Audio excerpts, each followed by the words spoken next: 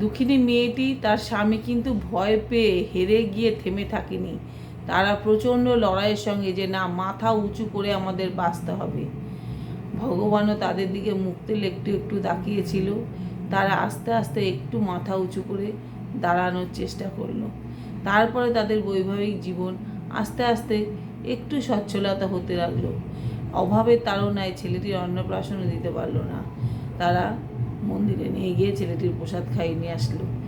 সেটাও তাদের একটা খুব বড় দুঃখ বা বড় ধাক্কা। যাই হোক, এইভাবে তাদের দিন কাটতে লাগলো। ছেলেটি বাচ্চাটা অল্প অল্প বড় হতে থাকলো।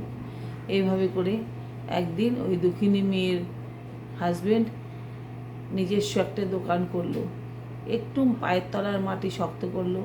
এইভাবে করে তাদের জীবন চলতে থাকলো। সেই জীবনে আসলো আরও অনেক রকমের বাধা, অনেক দুঃখ। তারপরে তার আরেকটি সন্তান হলো। সন্তানটি হতে গিয়ে সন্তানটি মারা গেল। সেই সময় সেই দুঃখিনী মেয়েটি আবার ভেঙে পড়ল। ভেঙে পড়ে খুব অসুস্থ, প্রায় মাথাটা খারাপ হয়ে যাওয়ার মতো হয়ে গেছিল। অনেক চিকিৎসাদি করে সেবা যত্নে মেয়েটি ভালো হয়ে ওঠে। এইভাবে করে আবার দিন চলতে থাকলো।